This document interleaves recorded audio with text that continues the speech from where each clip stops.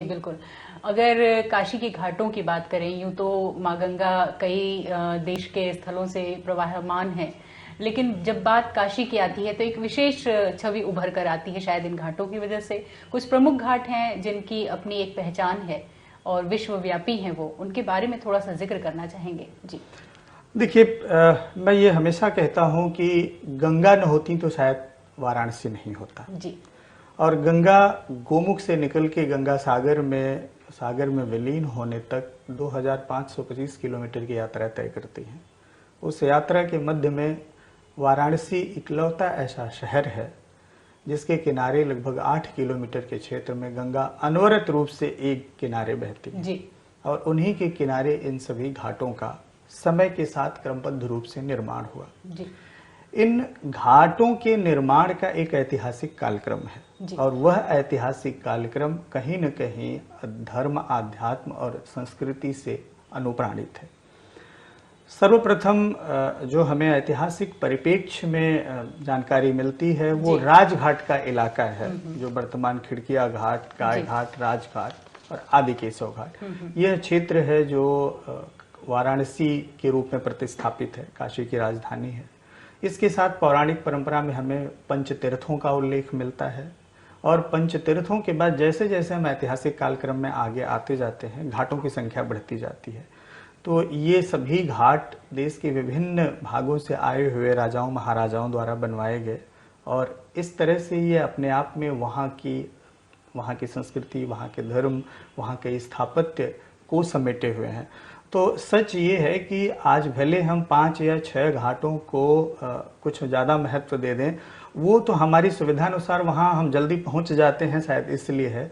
लेकिन काशी का प्रत्येक घाट अपने आप में एक पूरी कथा को समाहित किए हुए है। अगर आप उसके करीब जाएं और वहाँ बैठ के चिंतन मनन करें तो आपको उस एक पूरी संस्कृति के साथ वो आपसे संवाद करता है। जी बिल्कुल।